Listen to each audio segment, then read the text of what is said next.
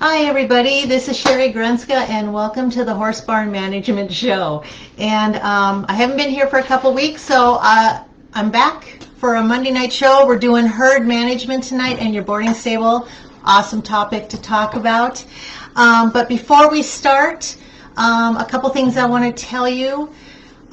First of all, I'm super excited. I think it's a big announcement. It's going to be a crazy summer ahead because we decided that we're going to take my #1 bestseller, A Step-by-Step Guide to Starting and Running a Successful Horse Boarding Business, and we're turning it into a DVD series. Woo! We're going to be videotaping all summer, filming at our farm.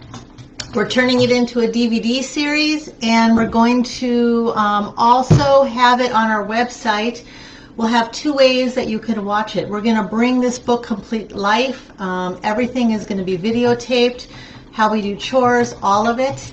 And my husband was even excited about it when I brought it up to him. I thought he was going to say, ooh, but he was actually excited about it.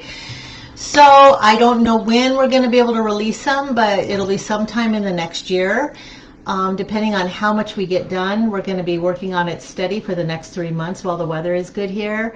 And we're going to bring this entire book to you. We're going to just bring it to life so you can actually have visuals for everything. And so I'm really excited. I have so many people always asking me if we'll do virtual webinars. They want to see what we're doing, but they live far away, even in other countries. And so I think it's time to go this route. And so we'll have 2 things. It'll be on DVD. It'll be a DVD series pack that you can purchase.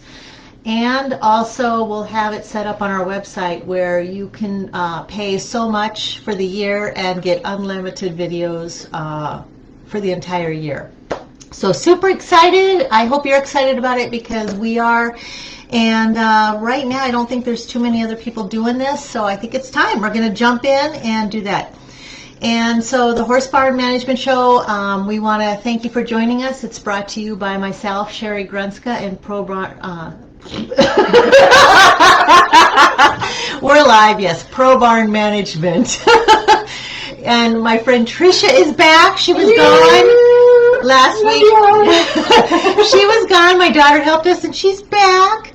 And anyways, we're going to dive right in. So now, if you have any questions at all about herd management, ask away as we get started on this. This is a great subject for boarding stables. And I'll tell you right now, if you get this part right, your job is going to be easy. If you get this part wrong, your job is going to be really hard because you're not just talking about your horses, you're talking about clients' horses, you're talking about horses that have histories, that some of them come with baggage, the demands of the clients, what they want. So there's a lot that goes into herd management and a boarding stable, and I just feel like it's so important because so many people miss this part. And they have problems, and then they call me because they're not sure how to fix it. So if you have any questions, go ahead and let it go. So the thing is, when we were setting up our barn years ago, actually 16 years ago, and we were figuring out our paddocks, the one thing I knew that I wanted to do is I wanted to have smaller herds. And I know a lot of barns will have, you know, a lot of acres, and they'll make just 1 or 2 huge, massive herds, and, you know, all the geldings in one, all the mares in the other. And I just didn't want to do that. I wanted to have a lot more flexibility to move horses when they didn't get along. And I also was thinking of the border because it can be really intimidating going into a large herd of horses. So when I was thinking of that, we decided to create several smaller dry lots that are attached to our pastures. And our largest herd size is 6. That's all we've ever had in a herd. And we have a couple herds that have 3 horses in them, and then we have a lot sprinkled in there all over. And we have several paddocks all over the place. So we can move horses anytime we need to if there seems to be a problem, especially if a new horse comes in. I think one of the problems I see with boarding stables when I go to consult is that they don't have enough paddocks. And what happens is you have a new horse that comes in and it's a gelding, and you go to put him in with the geldings, and it's not a good fit. Either he's real dominant and he's fighting constantly with the other dominant gelding, or he is just getting beat up completely and you have no flexibility. The thing I want you to remember is it's super important to remember that you are boarding other people's horses. And if you want to have a great reputation, you want to have a waiting list, you want people to want to have their horses there, and you want them there for the long haul, then you have to do this part right. And you know, horses are going to play, and they're going to get face tag and get marked up now and then when they're playing. But if you have a horse that can't get out of a situation and the horses are being very aggressive and you have no other option to move the horse, then that is where you're going to have problems, and it's going to affect your business. It will affect your clients. It'll affect your reputation. So if you're designing your stable and your paddocks, I would say this is probably one of the most important parts to do, is to make sure you have enough paddocks so that you can have smaller herds, more control of what happens in the herds, more control of the feeding situation, and flexibility. And take that time. Bigger isn't always better. You may have a lot of land, and if you want to put 15 horses together in a herd, you can do it.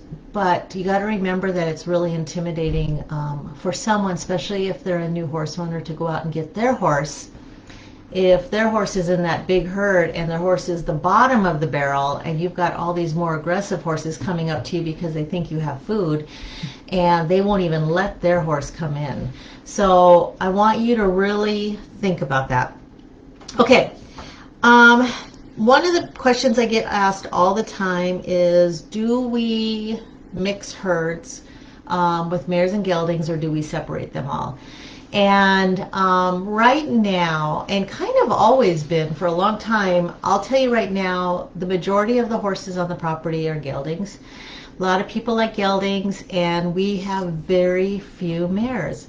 But we've always had a mixed herd here, always. And the big thing with herd management is, if you're going to have a mixed herd, it can really work great as long as you know the horses, the geldings and the mares, and what their temperaments are. So to give you some examples, if you have a mare that is always marish in season, you know, always acting crazy around the geldings, it might not be a good fit. Or on the other hand, if you have someone that brings a horse to your barn, a gelding, and maybe he was a breeding stallion for a long time, and even though he's gelded, but he was gelded later in life, he can't be around mares because he gets kind of nuts, and then he gets aggressive to everybody else around him, then that's not going to be a good fit for a mixed herd. And so if you're going to do a mixed herd, there's nothing wrong with it. You might have clients that come to your barn, or if you're giving a barn tour, you might ask someone if you do mixed herds, and they might be upset if you say yes, and if they don't come, it's okay, let them go. But I've always had at least one mixed herd on the property and never had a problem. But it really just depends on the horses. And I think this is where your horse behavior, learning about horse behavior really has to grow and learn. Because some of those horses, depending on what their background is, will play a big, huge part in that, especially with the geldings, if they were gelded late or if they were breeding for years. So something to think about. And the other part of that, you're going to get all kinds of opinions on this, and you're going to get people that maybe don't agree with you. The only thing I can tell you is it's your business, and you got to do it the way you want to, and you can't get caught up in what everybody else says. I know for a fact there are people out there that would never put their horse in a mixed herd. And then I have other people that trust me enough to say, you know what, I'll try it, and they don't have a problem with it. And I have a gelding right now that's in with my mares, and my gelding, and it's a mixed herd, and he does fine. He's been with us for like 3 years now, and we don't have a problem at all. And you know, she was willing to trust me on it, and he's now attached to my oldest mare, who's in her 30s, and they're always together, and they do just fine. So part of that is also if you don't have a lot of turnover, that's also going to play a part in that. And if your herds are pretty steady and you've had the same horses for a few years. Something to think about. Okay, the one thing I wanted to talk about with herd management is horses, and the history plays a huge part. And so this is, I'm going to tell you a couple examples so that you kind of get a visual, especially if you're just getting into boarding horses right now or you're having problems. Some of the most difficult horses that I've had come to our barn that I had to put into a herd, introduce them into a herd, were horses that had come off the show circuit. And the show circuit where they lived their life in a stall, they were never out with other horses. Same with some off-the-track thoroughbreds, had, as soon as they were able to, they were pulled away and they went right into training, and they had been from one stall to another. So some of their social skills, especially if they're still young, is kind of lacking. And I did have a Morgan years ago that came, and he was on the show circuit for a long time, and when he came here, he really struggled for about a month, and he did not even know how to bond with another horse. And no one was picking on him, but he just stayed by himself. And then we had one horse we switched, and as soon as I could get a buddy for him, and this one horse came and he kind of lit up, we put him together, and he slowly started to change. And over the next few months, I finally started to come alive and actually see him act like a horse. He was not used to it. He didn't know what to do.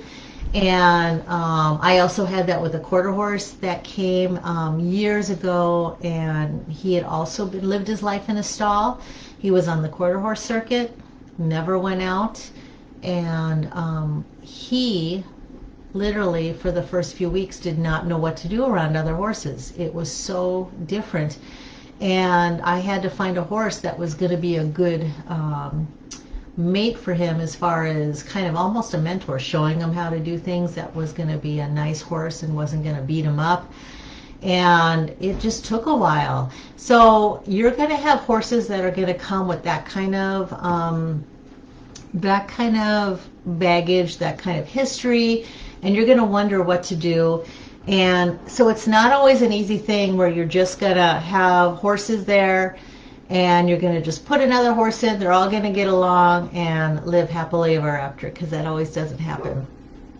So I think one of the things when it comes to herd management that is so important is your feeding program.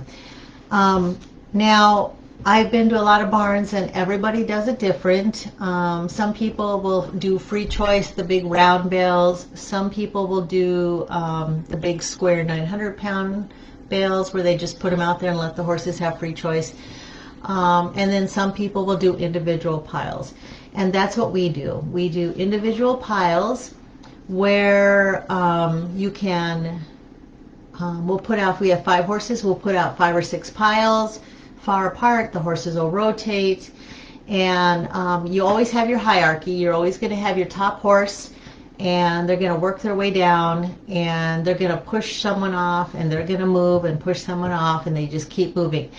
It really, to me, as far as risk management and horses getting hurt, I found that it's a great way to do it, because instead of horses fighting over a round bale, you have horses that are just constantly moving. They can get away from each other. Even the very bottom horse is able to get hay, because you know, a horse can't eat in 2 piles at once. So they might do a little bit of moving, but eventually they get tired of moving and they all kind of settle in.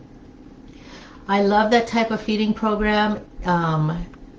Yes, is it more labor? We have to put the hay out every morning, but it's so worth it, because the accidents that happen in our barn are few and far between, because the horses are not near each other unless they choose to eat with each other. But there isn't that fighting over a round bale. The other thing too in herd management is, I know a lot of people feed round bales, and you can do it. The one thing you have to think about is when you feed a round bale, you don't always have complete control of how much a horse is eating. So you might have some horses that are, they just never stop. They just keep eating all the time. And then you have other horses you might have a horse that's really timid and can't get to the hay because one horse is always there and will chase other horses off. If these are your own horses, you can do it however you want, but you always want to remember and think about the client. And they're paying you a lot of money to board, and it could be very upsetting. At least it would be to me if I drove up and I saw that my horse is losing weight. They can't get to the hay, and the horse that is the dominant horse is now laying on the round bale because the round bale has gone down and he's like laying there. And it happens. So if you're going to do that, can I suggest to have more than one round bale out there and try to keep your herds a little smaller. It's a lot of hay you're putting out there, and sometimes people think, oh, I'll just put out one round bale, I'll put 10 horses out, but the problem is they're going to fight, and there are horses that are going to have to wait. And, do they do okay? Yeah, I'm sure most of the time they will, but sometimes the risk and them getting hurt is an easier thing to happen. The other part of it is for the mental well-being of the horse. If you have a horse that's nervous, stresses easy, is very timid, this might accentuate it a little bit more. So I just found it, if you have the equipment and you have the time, I would definitely look into feeding individual piles. To me, it just works out fantastic. And that way, no matter what their personality is, whether they're in a top horse, aggressive horse, or a very timid horse, they all have hay. They can eat by themselves or they can eat together. They might get chased off a couple piles, but that's going to fade pretty quick after they've been, all settled in. And usually it helps build the confidence of the timid horses, which is kind of nice. So that's some of the things I see in herd management when it comes to feeding hay. The one thing I want to talk about too is when you have horses that are on outdoor board or rough board, because a lot of people do that kind of boarding, and you're going to have your paddocks. A lot of times herd management brings in new issues with the outdoor horses because they're outside all the time. The thing about herd management, and it's okay, Trish. The thing about herd management is when you have a horse that goes out in the morning and then they come in the afternoon, even if they're in a paddock where they sometimes are being chased a little bit, or it's not maybe the best fit for them, they get a reprieve from it because they get to go back in their stall and then they're by themselves. They can eat their hay, and you can also adjust their feeding, and everything just kind of comes together that way. When you are doing outdoor board and the horses are outside 24/7, sometimes you have to really work even harder to make sure it's a good fit because they're living together 24 hours a day. So for example, in our outdoor paddocks, when we had more horses, we had 3 horses to each paddock, and we had the run-in that they had to be able to get into for the weather, so I had to make sure they could get in, and it was very stressful if the top horse wouldn't let the lower horse into the run-in, and now you've got this wet rain coming down. So you've got that issue to think about. And then you have the issue of feeding and being together 24 hours a day. And if you have an aggressive horse that's constantly chasing another horse in that paddock, you're going to have stress, and you're also going to have an upset client. And there's a very good chance you're going to end up with a horse that has bite marks or is hurt. So I want you to think about your setup when you're doing outdoor board, because it's not just about feeding hay, and it's not just about putting these horses together. It's about, are they able to get out of the weather when the elements are bad? Are they able to get to the water? Are they able to rest? Are they able to lay down if they want to lay down? There's a lot of horse behavior you need to look at. And I think sometimes people think, I'll just put another horse in there. The more horses, the more income, because the reality is you're looking at it from a business and you're making money. But sometimes more horses isn't better, and the stress level can be really high. And if the horses are not getting along, then you're going to have to rethink how you're doing things. Especially if the clients, if you start having turnover in clients because they're not happy how you're doing the herd management. So you really want to think about it, because what the bottom line is, it all equals money. If you have turnover in horses and clients, you're going to lose money. You're going to have take time to reintroduce new horses. You know, there's paperwork, there's getting them acclimated to how you do things. It is very time consuming.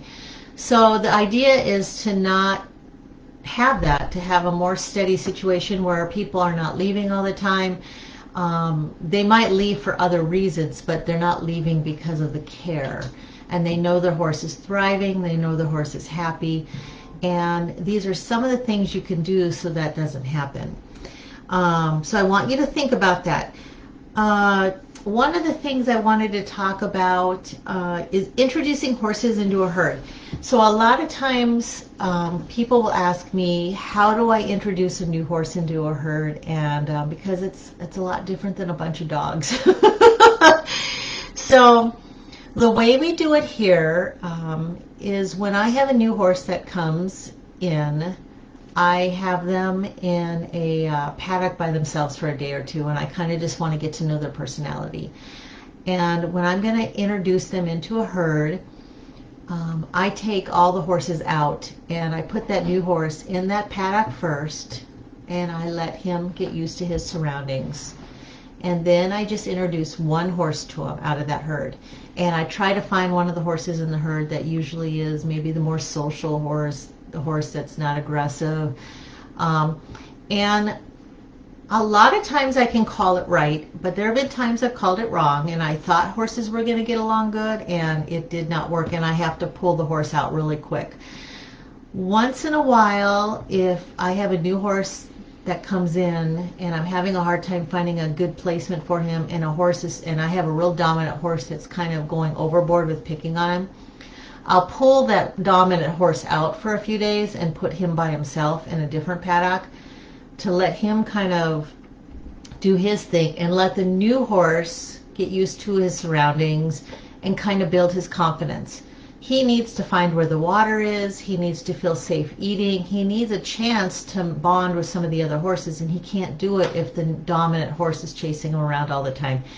Once he has his bearings and he's getting a little confidence in a few days, I can put the new horse in there. I can put the other horse, the dominant horse, back in there, and usually it works out really good, because the dominant horse may try to show himself a little bit more, but the other horse, the new horse, is feeling good, feeling comfortable, and it kind of fizzles out really fast. So you just have to give these horses some time to get acclimated. Some horses, they go into a new herd, they don't think twice about it, they're confident, they go in, it's like they've been there forever. Some horses, just like people, have different personalities. They're timid, they're nervous, and they want to run through the fence because they don't want to be in there if a horse is chasing them. So you really need to think about that. I think it's such an important part of herd management, because I get calls a lot from places. I've had calls from boarders, I've had calls from barn owners where horses have been run through the fence because they were put into a herd, it was overwhelming, they had to get out of there any way they could, and they either tried to jump the fence or they just ran the fence. And if you don't do this part right, it's going to make your job really tough longer down the road.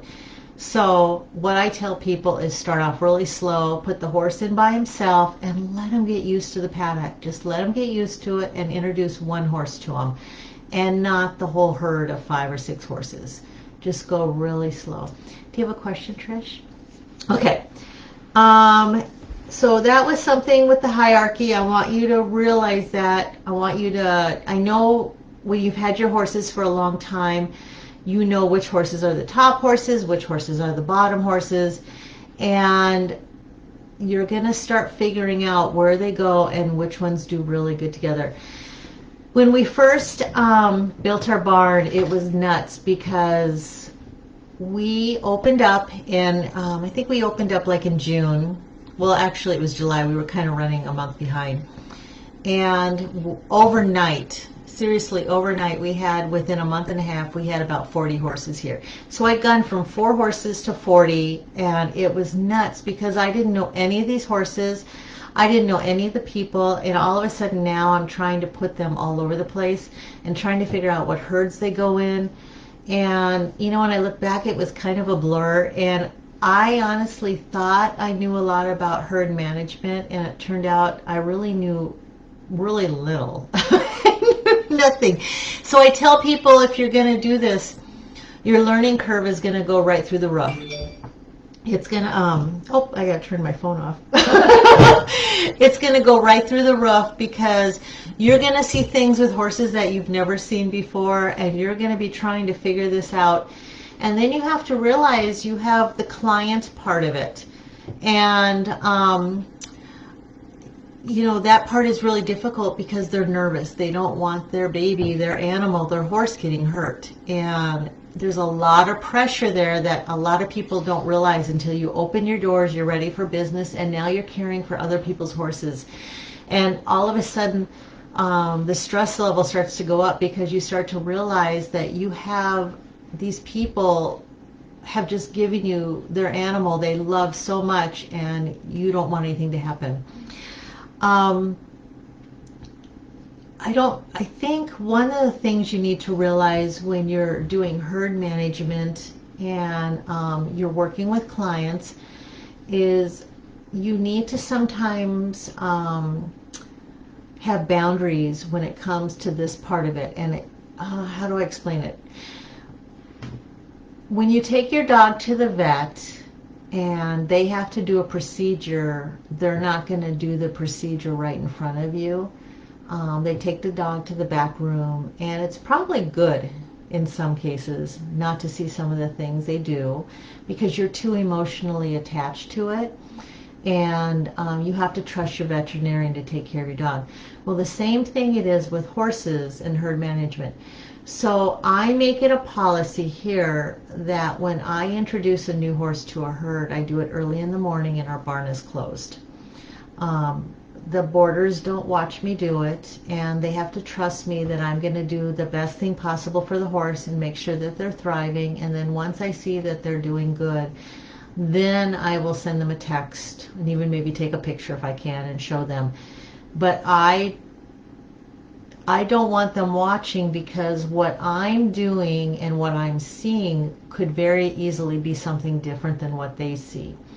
What I see as normal horse behavior and interaction and getting to know each other with the squeals and maybe some of the kicks, the pawing and all that, and the smelling, all that is really normal horse behavior. And what they might be seeing is they feel that their horse is being picked on or aggressive behavior, and it's just because they don't know and they're too attached to it.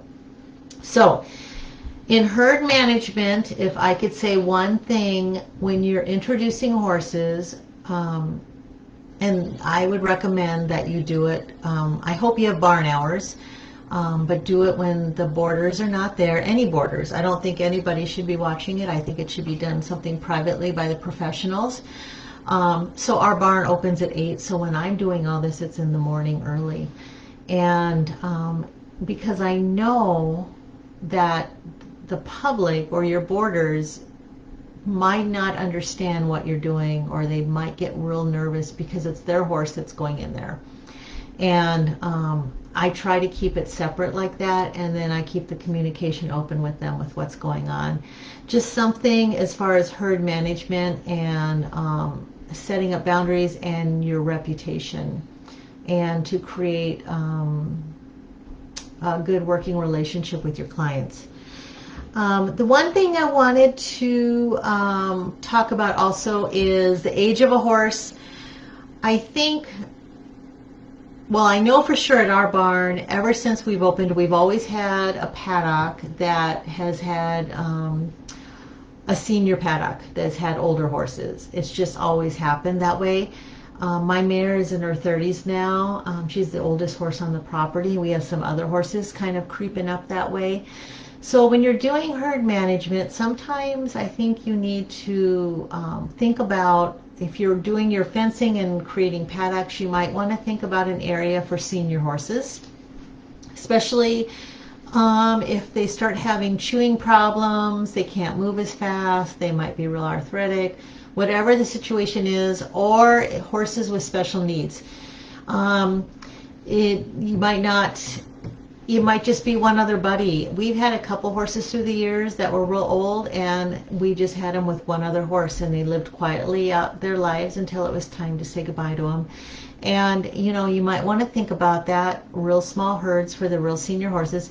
The same with the youngsters. I've heard I've heard a couple really horrible stories where someone had bought, a yearling and took it to a boarding stable, and they threw the yearling in with all these horses, these adult horses, and some of them just really came down hard on that yearling and hurt the yearling. I personally, when a horse is that young, we've had some real youngsters here. I think the youngest horses we've had here are 4 or 5 months old. We keep them in a separate paddock, and even if you just put one horse with them, maybe a mare, older mare, or a gelding, whatever the situation is going to be, you might want to think about that if you're going to have youngsters at your farm, because to throw that baby into a herd of horses sometimes may not go well, and sometimes those older horses want to teach the baby a thing or two, and it could hurt the horse. So just really think of that when it comes to age of the horse, if you're looking at that kind of boarding. Okay. I'm also wanted to talk about one of the things that I think is a real hot topic, and people call me and they don't know what to do, is when you have horses with dangerous or aggressive behavior, and when is it time to ask someone to leave. And it's really hard to do because you're kind of wondering, oh, how do I tell this person that their horse is a jerk? So super aggressive horses, how do you know when it's super aggressive, it's time to ask them to leave, or if it's just normal horse behavior? I think if you watch horses long enough, you're going to know when a horse has crossed the line. A horse that is constantly running down, beating up a horse constantly, where the horse is, ready to jump the fence all the time, they're pacing the fence, they're scared to eat, that is not a healthy situation. Now, if you have another paddock to move that aggressive horse, or you can put them on private turnout, I think it's great. If you don't, you have to decide what is best for the entire barn. Because are you going to let one horse that's extremely aggressive compromise everybody else? And that might be something you need to talk to a boarder to. The other part of it is what about if that horse is aggressive even when you have to handle the horse? And what does that look like when it comes to your clients? It's a really tough area. It's a tough situation to deal with, because when you have to talk to the clients, it's like telling them that their child is really naughty in school, except it's worse. And no parent wants to hear that your child's the bully. And no horse owner wants to hear that their horse is the bully in the herd. And it's something you really got to think about when new horses come in. I try my hardest when someone comes for a tour, and I will ask them about their horse and ask them a little history on their horse. But the unfortunate thing is when people buy a new horse, a lot of times they don't even know what kind of behavior the horse has. The other part of it is a new horse owner has no clue at all. They don't even know what is good behavior, what's bad behavior. They're just so in love with their horse that they don't even see all the quirks their horse may have. And so I try to get a good feel for what the horse has, but I had a situation. Oh, this was a tough one. When we first opened years and years ago, I had a family they bought a horse for their daughter. It was a thoroughbred, and it came off the trailer, and it came into the barn, and I thought it seemed like it was going to be, everything was going to be okay. It was actually going to be in with my horses in our little barn, and a couple days later, we started seeing some really dramatic behavior in the horse.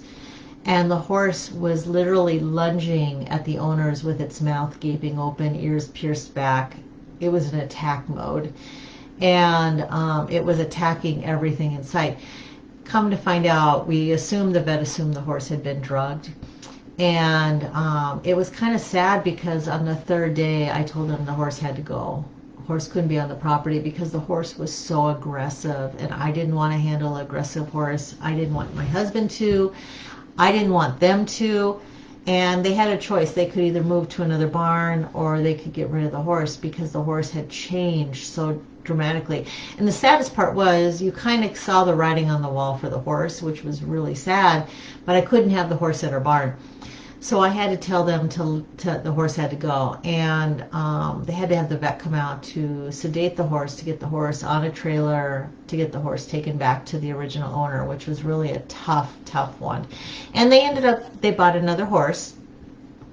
But I have had a couple other times since then when I've had a problem with a horse that is extremely aggressive, and in both those situations, the people that own the horse, they had a choice. They either could keep the horse and have it on private turnout where the horse would be by itself all the time, or they had to move and the horse had to leave.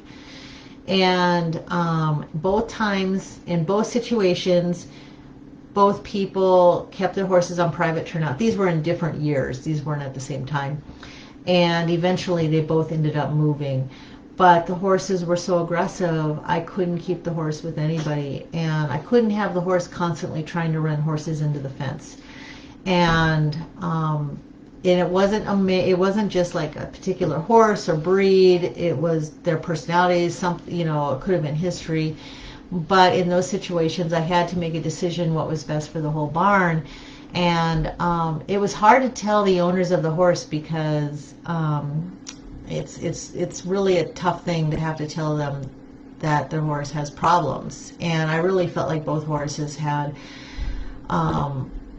some kind of problem, but I was not able to fix it, and it wasn't going to be and I didn't want to take a chance on a horse getting hurt. And it was just so extreme. It was extreme off the charts. In fact, I'd never seen anything like that except in maybe pictures of wild horses. But so it's something to think about when horses are coming into your barn. If you have, the less turnover you have at your stable, the more established the herds are going to be. You're going to not have all these problems. But if you're starting out and you have a brand new place, you're going to have a lot of problems. Probably at first just getting horses to get to know each other. As you get situated, it'll get easier. If I could tell you anything at all, I would tell you keep your herd small. The smaller the better. If you can do 4 or 5 horses, you have more control of what's going on, and you can move horses then when they're not getting along. We had a horse come years ago. In fact, again, when we were kind of in the first couple of years, cute little Palomino, and he came to our barn, and he was so sweet. And for some reason, I put him in a paddock, and it did not go well. The horses just chased him into the fence. It was awful. So I took him out of there right away after a while because I realized I had a bad problem. And I put him in another paddock, and the horses didn't like him in that one either. And it was so sad because he was the sweetest horse, but for some reason horses didn't like him. I don't know what it was. This horse, I ended up trying 3 different paddocks, and the third one was a charm. And then he found a buddy, and things started getting better. But this was over the course of a couple days. And thank goodness I had paddocks to move him into. The owner of the horse was upset. I was stressed out because I was just kind of still learning, and I thought, oh my gosh, what am I going to do with this horse? That the horse is not getting along. And I was finally able to move him into a paddock that worked really well for him. So that is why it's so important to have different paddocks. And why, even if you're doing outdoor board, rough board, it's even more crucial because those horses are 24 hours together, and they have to be able to get into the run-in. They have to be able to get their hay, and so just think about that when you're setting up for herd management. And any questions out there, just let her rip. Okay. And I think also when it comes to herd management, whether it's good behavior, bad behavior, clients, trainers, I want to talk about something that I think is kind of interesting. When it comes to herd management and your boarding stable, ultimately you as the barn owner are responsible for the herd management. So unless you have a barn manager working for you that is under you and under your umbrella of insurance, if I can strongly suggest, do not let other people tell you where to put horses, and especially with trainers. All due respect to horse trainers, but if they are working out of your barn and they become pretty interwoven into the fabric of your business, you have to remember that the buck always stops with you no matter what. So if a trainer is kind of running some of the show there because they're working horses, training horses, but they're not working for you as an employee, they're an independent, but they're making decisions for you, I'm going to tell you right now that if they're making decisions with herd management and a horse gets hurt, it is still going to fall on you as the barn owner. It'll still fall under your care, custody, and control insurance, which I hope you have. She can be telling people this is where I want a horse to go, and I've been to barns where I've seen that happen. I've seen barns where the barn owner kind of lets the trainer take over as the role of putting horses where they think the horses should go. The problem is the trainer is not an employee of the business, so when they're making decisions, they are also you are still carrying the risk for the decisions they're making. And if they have horses coming in for training, quite often, like, you'll see horses coming in for 30 days or 60 days, 90 days. If they have a lot of turnover of horses in the herds and the trainer has decided to decide what herd that's going to go in, I'm going to tell you right now, as a boarding stable, the bottom line is it still falls back on you. And if a horse gets hurt and they feel that it was negligence, it's still going to fall back on you as the barn owner. It could hurt your reputation. It could hurt business. So you still need to be in control, and ultimately it needs to be run by you. It needs to be run through you. If the trainer's going to help, you need to give the okay. I want you to think about all this as you put it together, because it's so important, especially when you have, as a boarding stable, you have other entities. You have the trainer coming in, you have therapy coming in, you have veterinarians, you have farriers coming in, and it's all, you're like the nucleus, the center part, and then all these people are coming in and giving their suggestions for each horse. And you're trying to figure out the herd management, and they're all giving their input. And I'm going to give you a perfect example of what I'm talking about. A few years ago, we had a horse here who was having feed issues, and the farrier came, and the farrier was saying that the problems that the horse was having had to do with our paddocks. And we were saying no, it had to do with the trimming. And there was a little bit of a disagreement on what was going on here. And the horse's feet were getting chipped up because they were saying the horse was being chased all over the place. And I was saying they were saying the paddocks were rocky, and they weren't rocky. And it kind of became a snowball effect, and the farrier said that that horse needs to be moved to a different paddock at our barn. And it should be moved to this paddock, and we started to take control and tell the client where the horse should go. And I had to kind of nip that right in the bud, and I knew that me taking control of that situation, there was a good chance, well, I knew I was going to offend the farrier, but I also knew that I probably would lose a boarder over it if I disagreed with the farrier, because I knew that they were going to take what the farrier said over me. And in the end, I made an executive decision on what I was going to do, and I said that, and they left, and it was okay. I had to let them go. They had to do what was best for them, and because I couldn't all of a sudden have the farrier saying how things were going to run with the herds at our barn, and you want to be real careful with that. One of the things that happens with herd management and horse behavior has to do with your clients. So the thing about a boarding stable is it's an open book for everybody to see. They see all the horses. They see the horses in their stalls. They see the horses outside. They see the horses when they're playing and when they're not playing, when they're sleeping. And you need to understand as a barn owner, a barn manager, that what you see going on your farm and what they see might be two different things. And when they drive in, they might catch the tail end of two horses playing, and one of the horses kicks out at the other one, and all of a sudden they're on the phone calling the owner of the other horse, telling them, oh my gosh, your horse was just getting beat up or something.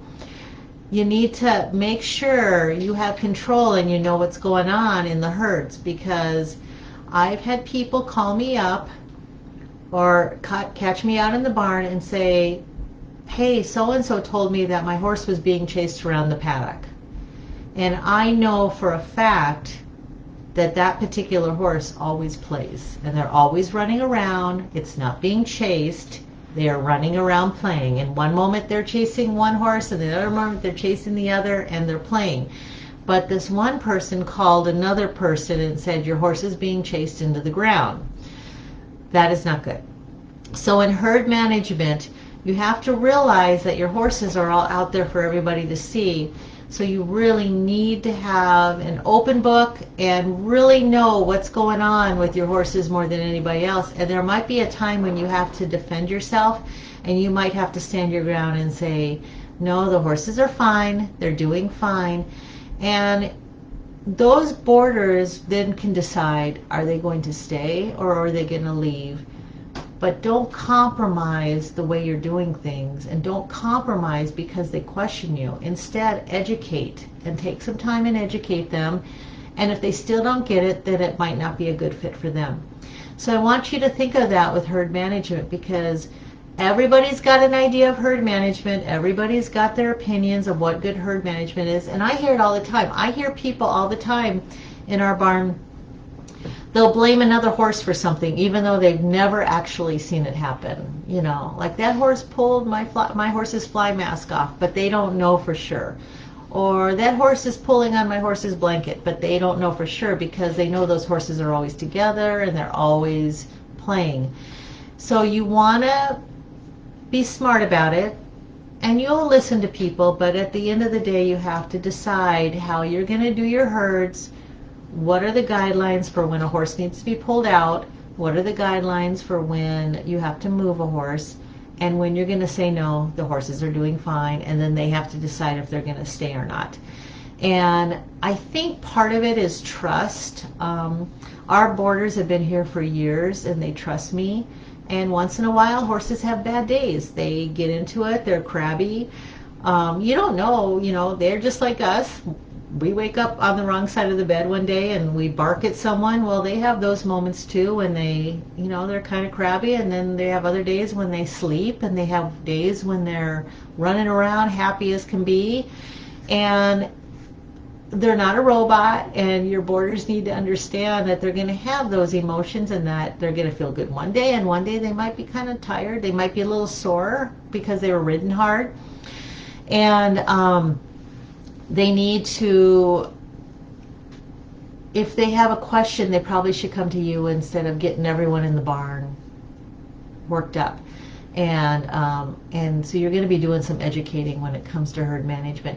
And you'll be the first one to know right away if a horse isn't feeling good, or if they're not being able to eat all their food, or if they're stressed.